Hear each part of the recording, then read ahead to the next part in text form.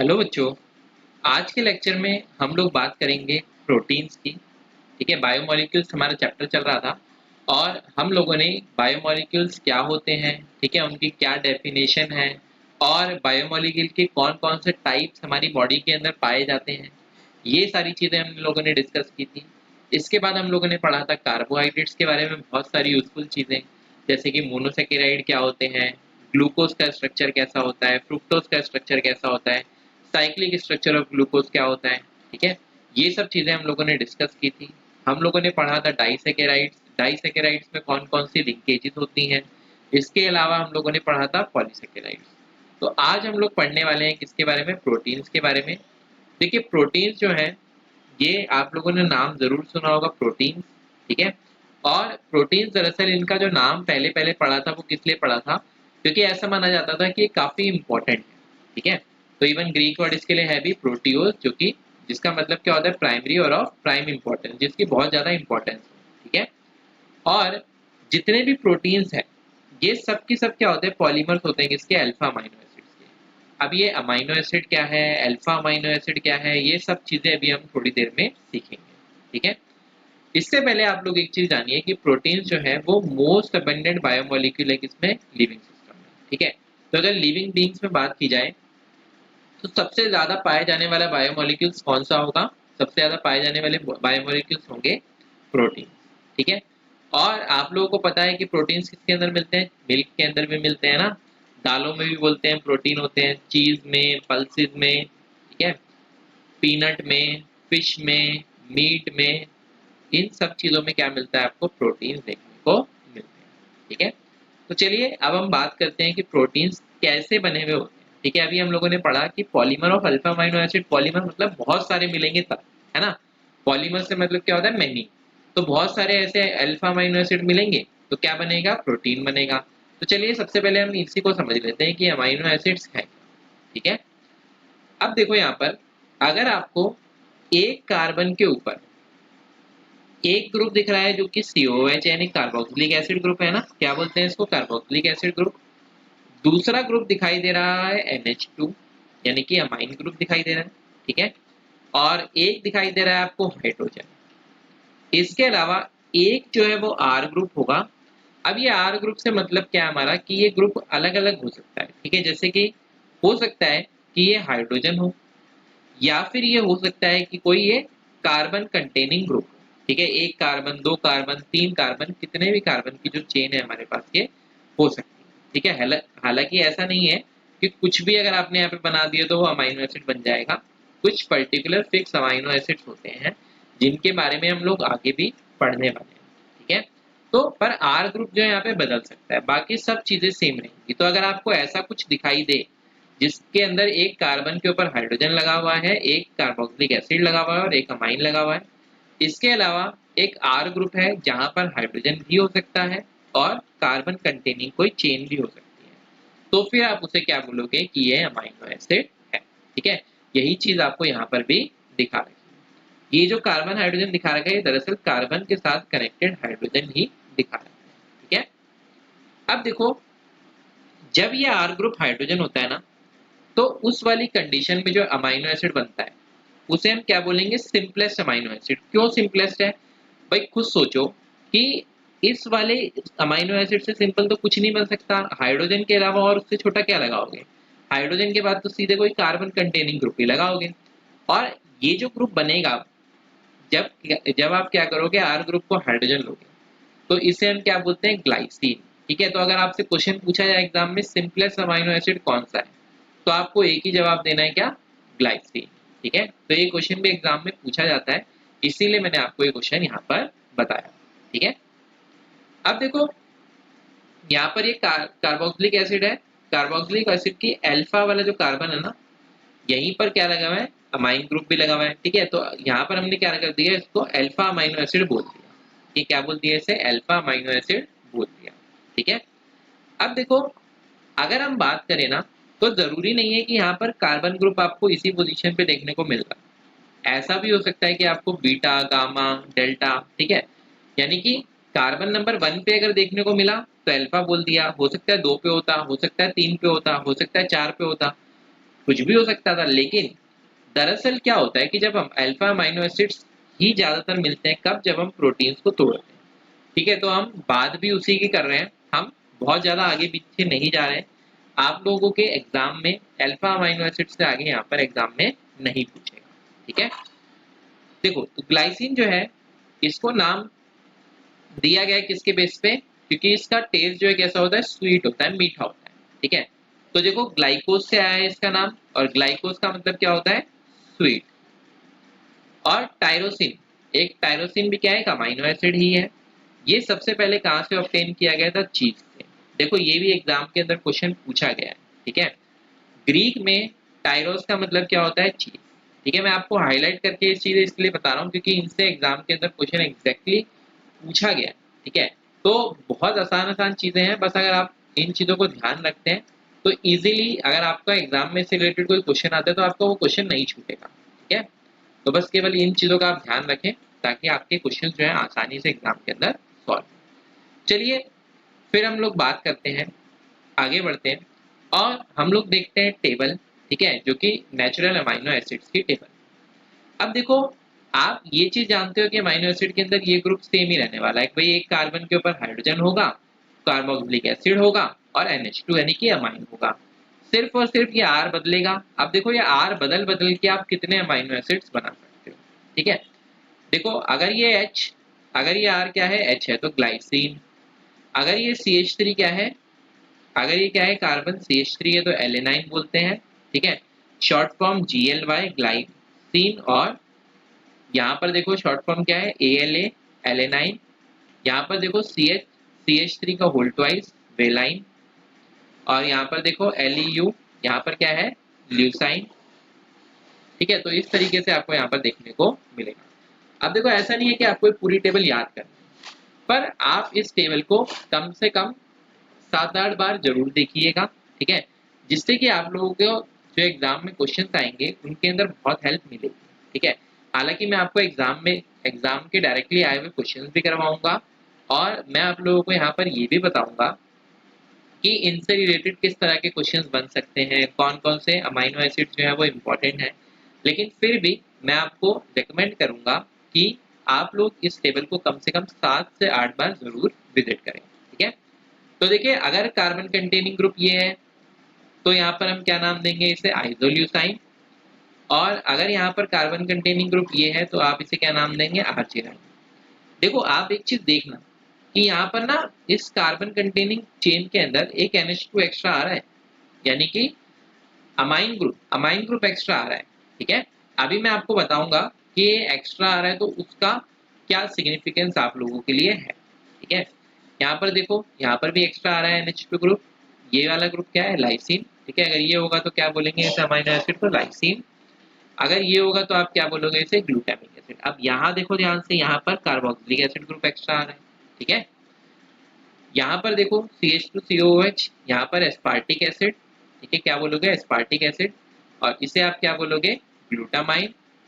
इसे आप क्या बोलोगे, एस्पैराजीन।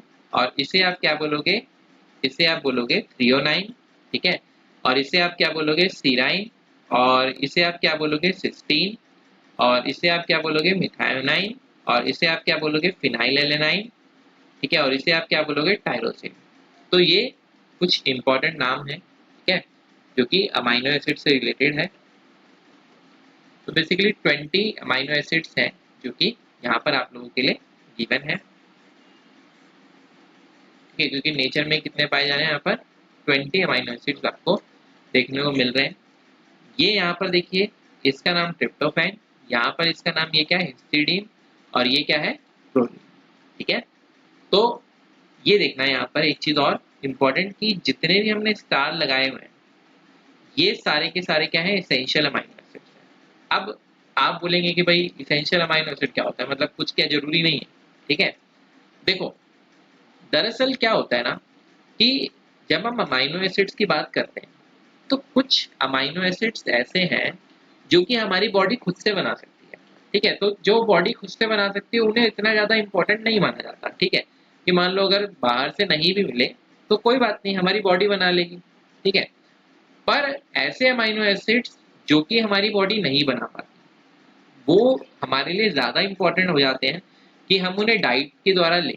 अगर हम उन्हें डाइट से नहीं लेते तो फिर क्या हो सकता है, हमारे लिए प्रॉब्लम क्रिएट हो सकती है। ठीक है, क्योंकि आप लोग जानते हो कि हमारी बॉडी के अंदर हर एक चीज़ जो है वो क्या होती है, एक फिक्स परसेंटेज में होती है ना। ब्लड टेस्ट वगैरह भी आप लोग अगर कराते हो कभी, तो क्या होता है, अगर थोड़ा सा भी कुछ इधर उधर हो तो वो परेशानी की बात होती है ना। तो इसीलिए हर एक चीज़ का क्या होना चाहिए, लेवल एकदम बैलेंस होना चाहिए।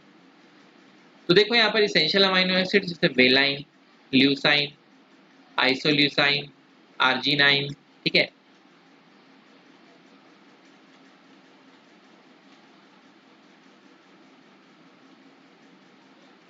आइसोल्यूसाइन, आर्जिनाइन,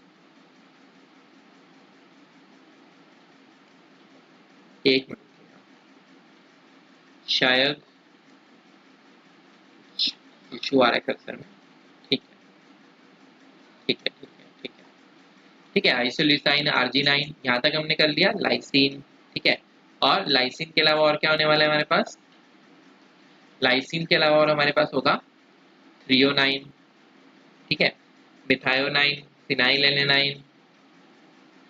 मैं फिर बता रहा हूँ आपको, आपको ये अभी कुछ याद करने की जरूरत नहीं है। ठीक है, जो चीजें याद करने की होंगी मैं ऑटोमेटिकली आपको बताता चलूंगा। ठीक है, ट्रिप्टोफैन और हिस्टीडीन, ठीक है, ये चीजें आपको ऑटोमेटिकली याद होती जाएंगी जब आप लोग क्वेश्चंस प्रैक्टिस करेंगे, जब आप क्वेश्चंस देखेंगे तो आपको याद नहीं करना है, सिर्फ और सिर्फ आपको बार बार ये चीजें पढ़नी है। ठीक है, तो चलो आगे बढ़ते हैं और हम देखते हैं क्लासिफिकेशन ऑफ अमाइनो एसिड। याद रखना, मैंने आपसे एक बात बोली थी, मैंने आपसे ये बोला था कि कुछ अमाइनो एसिड में जो आर ग्रुप हम देख रहे थे ना, उस आर ग्रुप की एक खासियत, उस आर ग्रुप में कहीं कहीं पे आपको NH2 ग्रुप दिख रहा था, किसी किसी में आपको COOH ग्रुप दिख रहा था। ठीक है, तो ये चीजें आपको यहाँ पर दिखाई दे रही। चलिए आगे बढ़ते हैं और देखते हैं कि उससे क्या फर्क पड़ रहा है। ये तो देखिए इसेंशियल और नॉन इसेंशियल अमाइनो एसिड की बात हो गई। ठीक है, जो कि हम लोगों ने अभी बात की कि जो हमारी बॉडी के अंदर नहीं बन सकते उन्हें हम क्या मानते हैं, इसेंशियल अमाइनो एसिड्स।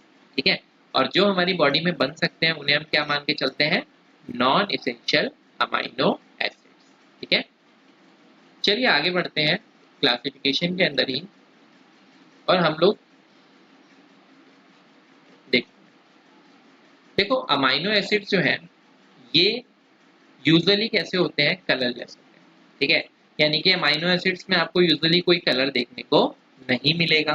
ठीक है, साथ ही साथ ये कैसे होते हैं, क्रिस्टलाइन सॉलिड्स होते हैं, और ये कैसे होते हैं, वाटर सॉल्युबल होते हैं, और इन ये कैसे होते हैं, हाई मेल्टिंग सॉलिड्स होते हैं। ठीक है, यानी कि इनका मेल्टिंग पॉइंट क्या होता है, हाई होता है। ठीक है, अब देखो एक्वस सॉल्यूशन के अंदर इनके अंदर होता क्या है, देखना ध्यान से। ये ग्रुप था, आपको पता है कि यहाँ पर COH ग्रुप जो है ये एसिडिक ग्रुप है, और ये जो NH2 ग्रुप है एक ऐसा ग्रुप है, बेसिक ग्रुप है। अब एसिड का काम क्या होता है, एसिड का काम होता है H प्लस देना। ठीक है, H प्लस अगर ये देगा, और बेस का काम क्या होता है, H प्लस लेना। तो जब आप क्या करते हैं, इन्हें पानी के अंदर डालते हैं, एक्वा सॉल्यूशन में डालते हैं, तो ये क्या करता है, H प्लस देता है जो इसका काम है, और NH2 क्या करता है, ये H प्लस लेता है जो कि इसका काम है। ठीक है, हालांकि हर कोई वो काम नहीं करता जो कि उसका काम है। ठीक है, जैसे कि बच्चे पढ़ाई का काम है लेकिन पढ़ाई यूजुअली नहीं करते। ठीक है, खैर ये सब बातें तो मजाक की हैं, मतलब पढ़ पढ़ लो अच्छे से। ठीक है, देखो यहाँ पर RCH C double bond O minus, और यहाँ पर NH3 प्लस। तो भाई H प्लस इसने लिया और इसने दिया, तो देखो जो दे देगा H प्लस यानी पॉजिटिव दे देगा, उस पर क्या आ जाएगा, नेगेटिव, और जो प्लस लेगा तो उस पर क्या आ जाएगा, प्लस आ गया। तो अब देखो भैया, ये जो स्टेट है ना, इसी को हम क्या बोलते हैं, ज्यूटर आयन। इसी को हम क्या बोलते हैं, ज्यूटर आयन। और इस ज्यूटर आयन में आपको क्या देखने को मिल रहा है, पॉजिटिव और नेगेटिव चार्ज जो है ये एक ही कंपाउंड के अंदर आपको देखने को मिल रहे हैं, जो कि यहाँ पर सेपरेटेड है।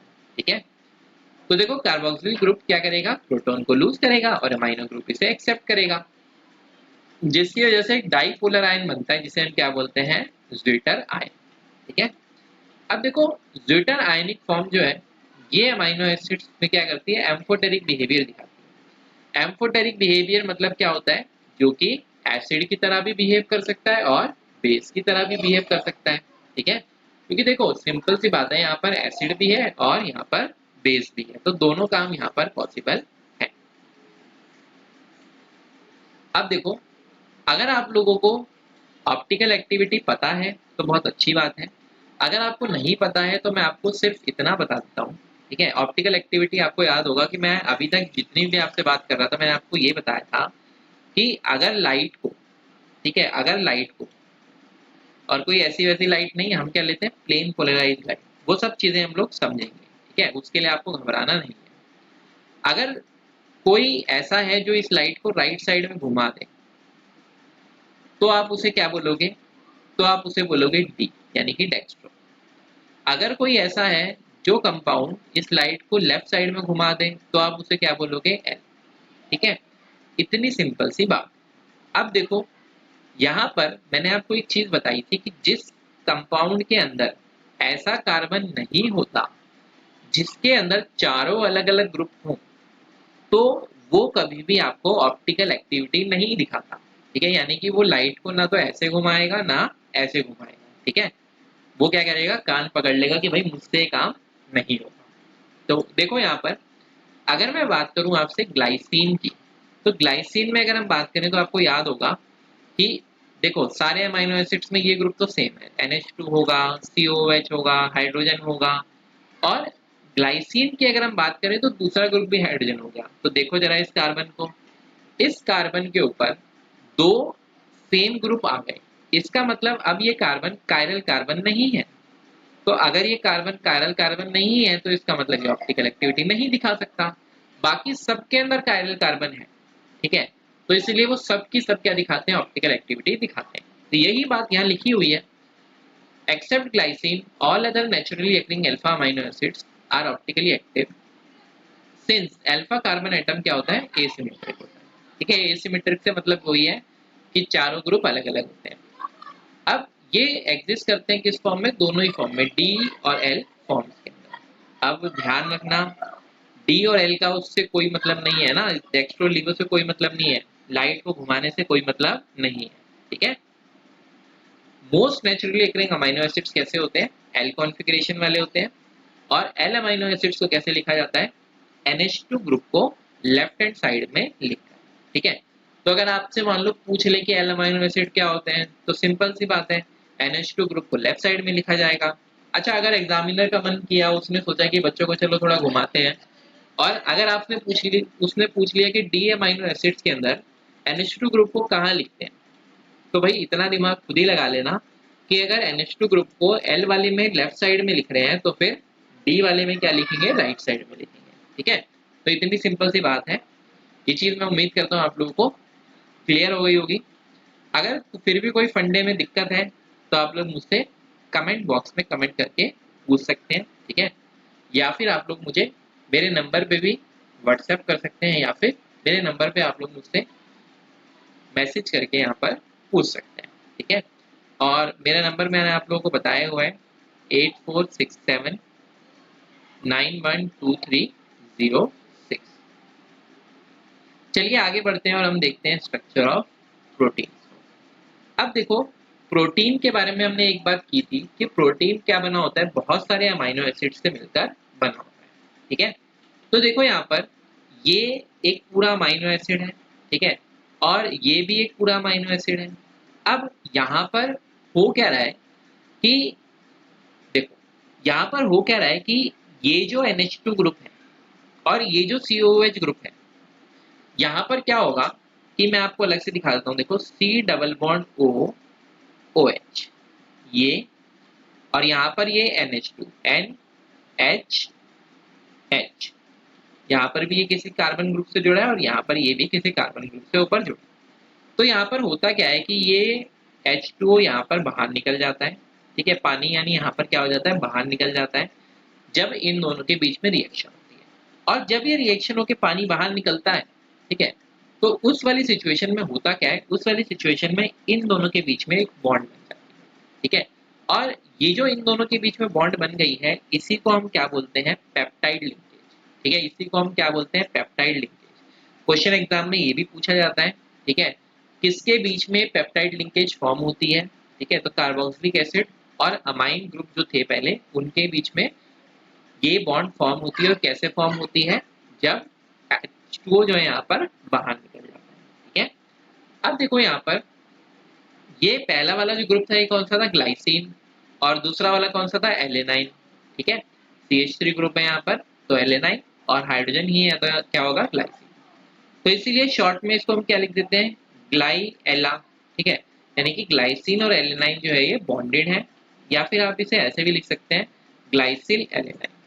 ठीक है, तो ये इस तरीके के क्वेश्चन आप लोगों से एग्जाम में पूछे जाते हैं कि पेप्टाइड लिंकेज क्या होती है। अब देखो यहाँ पर एक चीज आपको और समझनी चाहिए कि ये जो C double bond O NH ये ग्रुप है, ये आप लोगों ने कहीं ना कहीं जरूर देखा होगा। C double bond O NH2 देखा होगा। ये ग्रुप क्या होता है? अगर आप इसे पहचान रहे हो तो ये ग्रुप होता है एमाइड। ठीक है, तो इस चीज को समझो कि जो पेप्टाइड लिंकेज है ना, ये अमाइड लिंकेज ही होती है। ठीक है, ये जो पेप्टाइड लिंकेज है कैसी होती है? अमाइड लिंकेज ही होती है। इस चीज को आपको अपने दिमाग में ध्यान रखना है। तो अगर मान लो आपसे पूछ ले कि पेप्टाइड लिंकेज क्या है, तो आप बोल सकते हो क्या है? अमाइड। ठीक है, तो यहाँ पर फॉर्मेशन किसका होता है? तो या फिर आप ये पूछ ले आपसे, मान लो कि in peptide linkage which of the functional group is form, कौन सा फंक्शनल ग्रुप बना है भाई? तो अमाइड फंक्शनल ग्रुप यहाँ पर बना। ठीक है, देखो यहाँ पर जो प्रोडक्ट है रिएक्शन का, इसे हम क्या बोलते हैं? डाइपेप्टाइड। ठीक है, इसे हम क्या बोलते हैं? डाइपेप्टाइड। क्योंकि ये किससे मिलके बना हुआ है? दो अमाइनो एसिड से मिलके बना हुआ है। और जब ये जो कार्बोक्सिलिक ग्रुप है किसका? ग्लाइसिन का, ये कंबाइन कर रहा है किसके साथ? Amino group of alanine. ठीक है, तो हमें क्या मिला? एक डाइपेप्टाइड मिला, ग्लाइसिल एलेनाइन। ठीक है, क्या मिला? ग्लाइसिल एलेनाइन। अच्छा, अब देखो दो, यहाँ पर दो अमाइनो एसिड मिले तो क्या बना? डाइपेप्टाइड। और लिंकेज कितनी हुई? एक। लिंकेज कितनी हुई? एक। तो अगर मान लो कि तीन अमाइनो एसिड मिलेंगे तो क्या बनेगा? तो फिर आप लोगों को देखने को मिलेगा ट्राइपेप्टाइड। ठीक है, और लिंकेज कितनी होने वाली है? दो। ठीक है, लिंकेज कितनी होने वाली है? दो। ध्यान रखना, जितने भी हमारे पास कंपाउंड जुड़ेंगे उससे एक कम क्या होगी? लिंकेज होगी। सिंपल सी बात है ना। जैसे कि यहाँ पर दो को जोड़ने के लिए तो एक ही लिंकेज चाहिए। ठीक है, तो ट्राइपेप्टाइड क्या करेगा? तीन अमाइनो एसिड होंगे और दो पेप्टाइड लिंकेज होंगी। इसी तरीके से आप आगे भी देख सकते हो, टेट्रापेप्टाइड में क्या होगा? चार अमाइनो एसिड, पेंटा में 5, हेक्सा में 6। ठीक है, तो सिंपली आप इस तरीके से निकाल सकते हो। अब देखो अमाइनो एसिड्स में जिनके अंदर भी क्या होता है? ये नंबर ज्यादा होता है किससे? 10 से। तो उन्हें हम क्या बोल देते हैं? पॉलीपेप्टाइड। ठीक है, और वो पॉलीपेप्टाइड जिसमें क्या होता है? जिसके अंदर 100 अमाइनो एसिड रेजिड्यूज से ज्यादा होते हैं। ठीक है, तो उन्हें हम क्या बोलते हैं? और साथ ही साथ क्या होता है? इनका मॉलिक्यूलर मास हाइयर होता है किससे? 10,000 यू से। यू क्या है? हम जानते हैं एटॉमिक मास यूनिट, जिसे हम आज की डेट में क्या बुलाते हैं? यूनिफाइड मास बुलाते हैं। तो ये कैटेगरी है, अगर ये क्राइटेरिया फुलफिल कर रहा है तो वो आप उसे क्या बोलोगे? प्रोटीन। ठीक है, किसे प्रोटीन बोलोगे? एक पॉलीपेप्टाइड, ठीक है, जिसके अंदर क्या मिले आपको? 100 से ज्यादा अमाइनो एसिड रेसिड्यू मिले और उसका मॉलिक्यूलर मास क्या हो? 10,000 यू हो, उसे हम क्या बोलते हैं? प्रोटीन बोलते हैं। हालांकि ऐसा जरूरी नहीं है कि ये जो क्राइटेरिया हमने बोला है कि ये एकदम परम सत्य है। ठीक है, ऐसा हो सकता है कि इस क्राइटेरिया को फुलफिल ना भी करे कंपाउंड। ठीक है, तो ये मतलब एक रफली क्राइटेरिया बनाया है। ठीक है, हमने प्रोटीन जिसको नाम देना हमने दे दिया। एक रफ क्राइटेरिया है कि इसके आसपास में वो मॉलिक्यूल्स बैठते हैं। अब देखो जैसे यहाँ पर अगर मैं बात करूँ इंसुलिन की, तो इंसुलिन के अंदर तो केवल 51 अमाइनो एसिड है। लेकिन इंसुलिन फिर भी किसकी कैटेगरी के अंदर रखा जाता है? इंसुलिन फिर भी प्रोटीन की कैटेगरी के अंदर रखा जाता है। ठीक है, तो फंक्शन भी बहुत इंपॉर्टेंट है कि भाई कोई चीज क्या काम कर रही है। ठीक है, तो ऐसा नहीं है कि केवल हमने क्या कर दिया इस डेफिनेशन में, इस वेट को देख लिया, ठीक है, और नंबर्स को देख लिया, ऐसा नहीं है। हम लोग क्या करते हैं? डेफिनेशन में और भी चीजों को इंपॉर्टेंस लेके चलते हैं। अब वही है ना कि आप लोगों के लेवल पे देखो सब कुछ नहीं पढ़ाया जा सकता। ठीक है, अब केमिस्ट्री में कई बार आप लोगों को बताया जाता है ना कि बहुत सारी एक्सेप्शंस हैं, बहुत सारी एक्सेप्शंस हैं। अरे वो एक्सेप्शंस नहीं है, वो चीजें क्या है कि भाई सारी चीजें देखो, एक साथ सारी चीजें नहीं पढ़ाई जा सकती। अगर आपको वो सारी चीजें सबको डाल देगा कंटेंट, तो फिर केमिस्ट्री इतनी बड़ी है कि वो फिर खत्म नहीं होगी। 2 साल 4 साल, 4 साल में भी खत्म नहीं होगी, ठीक है। तो फिर मतलब कंटेंट इतना है, तो इसलिए आपको एक लिमिटेड पढ़ाया जाता है, ठीक है, जिसके बेसिस पे आप अच्छे से स्कोर करो और अपने एग्जाम को बहुत अच्छे से क्लियर कर सको, ठीक है। चलिए आगे बढ़ते हैं और हम लोग देखते हैं प्रोटीन्स का क्लासिफिकेशन किसके बेसिस पे, मॉलिक्यूलर शेप के बेसिस पे, ठीक है। अब देखो मॉलिक्यूलर शेप भी प्रोटीन्स की अलग अलग होती है, ठीक है। एक होता है फाइब्रस प्रोटीन। फाइब्रस प्रोटीन का आप लोग समझ ही गए होंगे, धागे धागे जैसे होंगे ना, उसे हम क्या बोलेंगे, फाइब्रस प्रोटीन बोलेंगे, ठीक है। तो जब पॉलीपेप्टाइड चेन्स जो है क्या करती है, पैरेलल रन करती है, और ये हेल्ड होती है किससे, हाइड्रोजन एंड डाइसल्फाइड बॉन्ड से, ठीक है। तो इनमें क्या होती है, बॉन्डिंग्स होती है बेसिकली।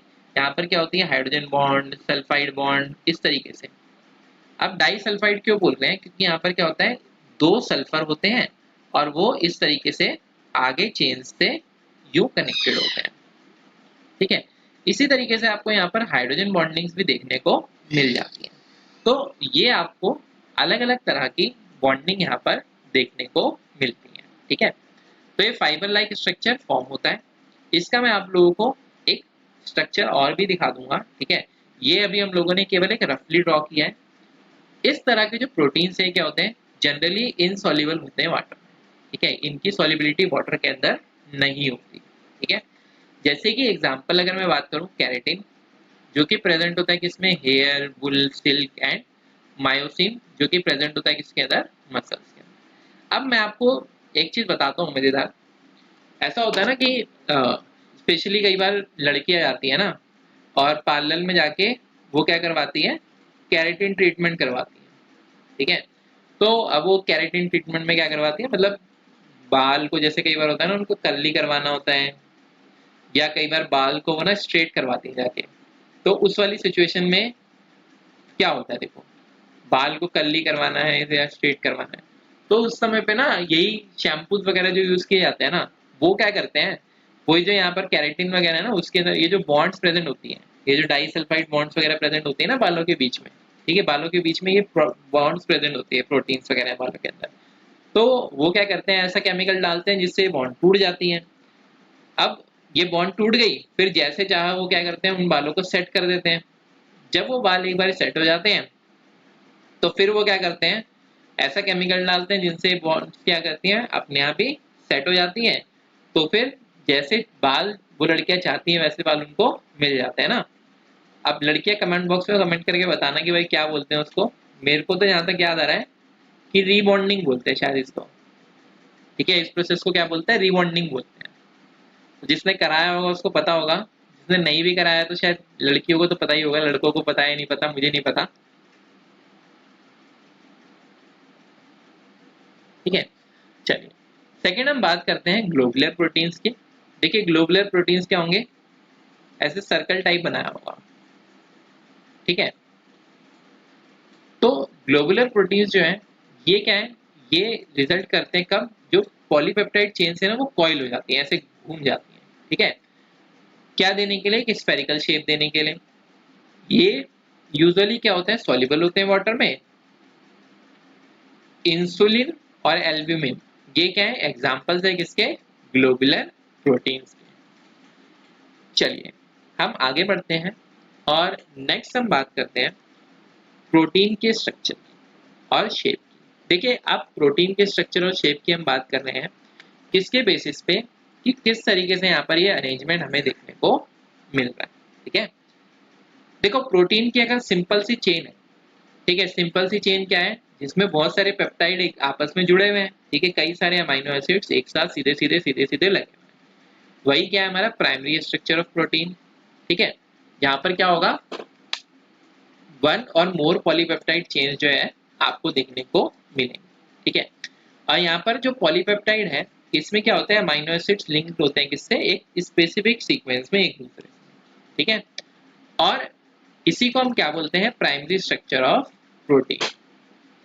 अगर इस प्राइमरी स्ट्रक्चर में कोई भी चेंज आया, ठीक है, तो जो सीक्वेंस है अमाइनो एसिड्स की वो क्या करेगी, एक अलग प्रोटीन बनाएगी। ठीक है, दरअसल क्या होता है कि अमाइनो एसिड्स में ना एक फिक्स सीक्वेंस होती है कि जैसे अगर मान लो ग्लाइसिन है, ग्लाइसिन के बाद सीराइन आ रहा है, ठीक है, या एलेनाइन आ रहा है, जो भी आ रहा है कि कोई सा भी आ रहा है उससे फर्क नहीं पड़ता, पर उसका क्या होता है, फिक्स होता है। ठीक है, जो आ रहा है वही आएगा, उससे आगे पीछे नहीं है। ठीक है, तो अगर कुछ भी बदलेगा तो इसका मतलब फिर प्रोटीन जो है चेंज हो जाएगा। तो ध्यान रखो, देखो कितनी स्पेसिफिक चीज है। ठीक है, कितनी स्पेसिफिक चीज है, आप खुद सोचो कि कितने सारे प्रोटीन इससे बन सकते हो, क्योंकि इनके कॉम्बिनेशन पे डिपेंड कर रहा है प्रोटीन का बनना, कि कौन कितने कहां पर कैसे हैं उस पर डिपेंड कर रहा है। ठीक है, नेक्स्ट देखो सेकेंडरी स्ट्रक्चर ऑफ प्रोटीन्स। अब ये जो सेकेंडरी स्ट्रक्चर है प्रोटीन्स का, ये जो है ये क्या करता है, इसके अंदर लॉन्ग पॉलीपेप्टाइड चेन्स एग्जिस्ट करती हैं। ठीक है, और ये दो डिफरेंट तरह के स्ट्रक्चर्स होते हैं। एक तो क्या है हमारे पास अल्फा हेलिक्स। ठीक है, एक क्या होता है हमारे पास अल्फा हेलिक्स। देखो यहाँ पर जरा अल्फा हेलिक्स दिखा रखा है आपको, ये देखो, ये अल्फा हेलिक्स है। ठीक है, ये कौन सा स्ट्रक्चर है यहाँ पर, अल्फा हेलिक्स। ये देखो हेलिकल फॉर्म में है। ठीक है, हेलिकल फॉर्म में, सीडीनुमा फॉर्म में आपको दिख रहा है। तो एक तो ये स्ट्रक्चर है, इस तरीके से आपको प्रोटीन देखने को मिल सकता है। ठीक है, यहाँ पर देखो ये बॉन्डिंग भी दिखा रखी है, C double bond O N H, C double bond O N H. तो एक तो तरीका ये है जिस तरीके से आपको प्रोटीन देखने को यहाँ पर मिल सकता है। दूसरा होता है बीटा प्लीटेड शीट स्ट्रक्चर। क्या होता है, बीटा प्लीटेड शीट स्ट्रक्चर। देखो ये जो बीटा प्लीटेड शीट स्ट्रक्चर है, ये क्या है, जैसे कि आप लोगों ने देखा होगा पर्दे, पर्दों में क्या होता है, ऐसे एकदम क्रीज पे क्रीज होती है ना, या फिर जैसे साड़ी में भी एक तरीके से क्या होता है, क्रीज पे क्रीज बिठाई जाती है। तो वो जो आपको दिखाई देता है ना स्ट्रक्चर, वही स्ट्रक्चर क्या होता है, बीटा प्लीटेड। यही क्या स्ट्रक्चर है, sheet structure, pleated sheet structure. ठीक है, और ये स्ट्रक्चर किस वजह से राइज होता है, रेगुलर फोल्डिंग की वजह से of the backbone of polypeptide chain. ठीक है, ड्यू टू हाइड्रोजन बॉन्डिंग। किस किस में हाइड्रोजन बॉन्डिंग की वजह से, सी डबल बॉन्ड ओ और एनएच ग्रुप में किसके, पेप्टाइड बॉन्ड की। ठीक है, हाइड्रोजन बॉन्डिंग यहाँ पर देखने को मिलती है, इस वजह से आपको ये जो स्ट्रक्चर है यहाँ पर दिखाई देता है। किसके अंदर, ये जो बैकबोन है ना, इसके अंदर रेगुलर फोल्डिंग हो जाती है। ठीक है, फोल्डिंग होने की वजह से आपको स्ट्रक्चर दिखाई देता है। अब देखो स्ट्रक्चर कैसा दिखाई दे रहा है, आप लोग इसको कंपेयर कर सकते हो पर्दे से। ठीक है, और जो साड़ी में प्लेटिंग होती है उससे। ठीक है, देखा होगा किसी ने साड़ी में प्लेटिंग वगैरह जो होती है, ठीक है, और पर्दों में भी होती है। तो ये क्या है, beta pleated sheet structure proteins का। ठीक है, इस तरीके की ऐसे प्लेट्स प्लेट्स डली हुई होती है ना। ठीक है, इस तरीके से प्लेट्स डली हुई होती है, वही प्लेट्स क्या है यहाँ पर, बीटा प्लीटेड शीट स्ट्रक्चर। अब देखो अल्फा हेलिक्स जो है ना, ये एक कॉमन वे है जिसके अंदर पॉलीपेप्टाइड चेन जो है बनती है। ठीक है, जितनी भी पॉसिबल हाइड्रोजन बॉन्ड्स हैं क्या करके ट्विस्ट करके किसके अंदर, एक राइट हैंडेड स्क्रू के अंदर। ठीक है, किसके अंदर, राइट हैंडेड स्क्रू फॉर्म के अंदर। अभी हम लोगों ने थोड़ी देर पहले से देखा था कि एक राइट हैंडेड स्क्रू फॉर्म में यहाँ पर आपको दिखाई देगी। ठीक है, किसके साथ, NH ग्रुप के साथ of each amino acid residue. ठीक है, bonded to C double bond O। किससे बॉन्ड होता है ये, C डबल बॉन्ड O, और C डबल बॉन्ड O को हम क्या बोलते हैं, कार्बोनिल ग्रुप। और ये आप लोगों को दिखा रखा है किसके अंदर, फिगर 10.1 के अंदर, जो कि हम लोग ऑलरेडी यहाँ पर देख चुके हैं। बीटा प्लीटेड शीट स्ट्रक्चर में क्या होता है, सभी पेप्टाइड चेन्स जो है स्ट्रेच्ड आउट होती हैं, जितना हो सकता है वो स्ट्रेच होती हैं। ठीक है, टू मैक्सिमम एक्सटेंशन। और इसके बाद ये क्या होते हैं, साइड बाय साइड होते हैं। देखो आपको साइड बाय साइड दिख रही है चेन। ठीक है, तो ये इस तरीके का आपको स्ट्रक्चर दिखाई देता है, और ये किससे हेल्ड होती है, इंटरमॉलिक्यूलर हाइड्रोजन बॉन्ड से। ठीक है, यानी कि क्या होगा, अलग अलग मॉलिक्यूल्स के अंदर आपको हाइड्रोजन बॉन्डिंग यहाँ पर दिखाई देगी। और ये स्ट्रक्चर रिजेंबल करता है किससे, प्लीटेड फोल्ड्स ऑफ ड्रेपरी, इसीलिए हम इसे बीटा प्लीटेड शीट बोलते हैं। ठीक है, तो आप लोग देखना ये जो प्लीटेड फोल्ड्स ऑफ ड्रेपरी अगर आप डालोगे ना, तो आपको श्योरली यहाँ पर इससे रिलेटेड चीजें मिलेंगी। ठीक है, चलिए नेक्स्ट हम बात करते हैं टर्शियरी स्ट्रक्चर्स ऑफ प्रोटीन। ठीक है, टर्शियरी स्ट्रक्चर ऑफ प्रोटीन की अगर मैं आपसे बात करूं, तो टर्शियरी स्ट्रक्चर ऑफ प्रोटीन क्या है कि प्रोटीन को जब और फोल्ड किया जाता है, देखो प्राइमरी स्ट्रक्चर को अगर फोल्ड किया तो क्या बना, सेकेंडरी स्ट्रक्चर। सेकेंडरी स्ट्रक्चर को और अगर फोल्ड करोगे तो क्या बनता है, टर्शियरी स्ट्रक्चर। ठीक है। तो टर्शियरी स्ट्रक्चर क्या है, ये रिप्रेजेंट करता है overall folding of polypeptide chain, ठीक है। तो यानी कि सेकेंडरी स्ट्रक्चर को आप और फोल्ड कर रहे हो, ठीक है। इसकी वजह से आपको दो तरह की शेप मिलती है, जो कि हमने पीछे पढ़ी थी ना, फाइब्रस और ग्लोबुलर। फाइबर्स में से धागे धागे से होते हैं, ठीक है, और ग्लोबुलर में क्या होता है, ऐसा गोला बना हुआ होता है। जो मेन फोर्सेस हैं जो कि स्टेबलाइज करते हैं किसको, सेकेंडरी और टर्शियरी स्ट्रक्चर को प्रोटीन के, वो कौन कौन सी बॉन्ड होती है, hydrogen bond, disulphide linkages, van Waals and electrostatic forces of attraction, ठीक है। अगर आप लोगों ने वैन वॉल्स फोर्सेस और इलेक्ट्रोस्टैटिक फोर्सेस ऑफ अट्रैक्शन नहीं पढ़ा है तो आप बिल्कुल भी मत घबराओ, आप इसे केमिस्ट्री में भी पढ़ने वाले हो और आप इसे फिजिक्स में भी पढ़ने वाले हो, ठीक है। नेक्स्ट देखो क्वाटरनरी स्ट्रक्चर ऑफ प्रोटीन्स। देखो क्वाटरनरी स्ट्रक्चर ऑफ प्रोटीन्स की अगर हम बात करें तो क्वाटरनरी स्ट्रक्चर ऑफ प्रोटीन्स क्या है, ये जब हम क्या करते हैं, दो या दो से ज्यादा पॉलीपेप्टाइड चेन्स ले लेते हैं, ठीक है। कुछ प्रोटीन्स क्या होते हैं, ये बने हुए होते हैं किसके, दो या दो से ज्यादा पॉलीपेप्टाइड चेन्स के, जिन्हें हम क्या बोलते हैं, उनकी सब यूनिट बोलते हैं। और यही जो स्पेशल अरेंजमेंट है इनका, ठीक है, स्पेशल मतलब ये स्पेशल वो वाला स्पेशल नहीं है, ठीक है।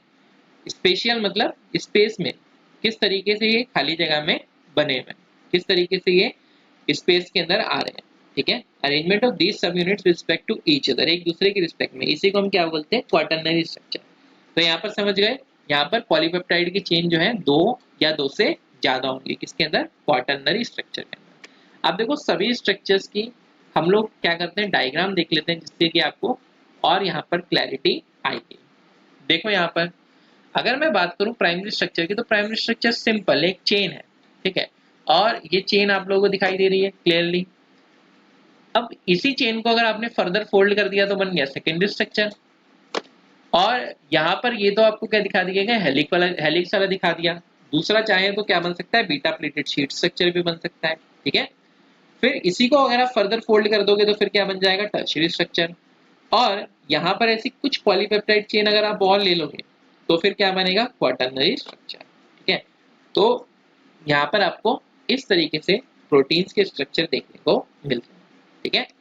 तो अब देखो यहाँ पर क्वेश्चन किस तरीके के आपसे एग्जाम में पूछेगा, उससे रिलेटेड क्वेश्चन जस्ट नीचे आने वाले हैं, ठीक है। प्राइमरी सेकेंडरी और टर्शियरी स्ट्रक्चर, क्वाटरनरी स्ट्रक्चर पे क्वेश्चन एग्जाम में उतना ज्यादा कभी नहीं पूछा जाता, लेकिन डीनेचुरेशन ऑफ प्रोटीन्स पे क्वेश्चन अक्सर एग्जाम के अंदर पूछ लिया जाता है, ठीक है।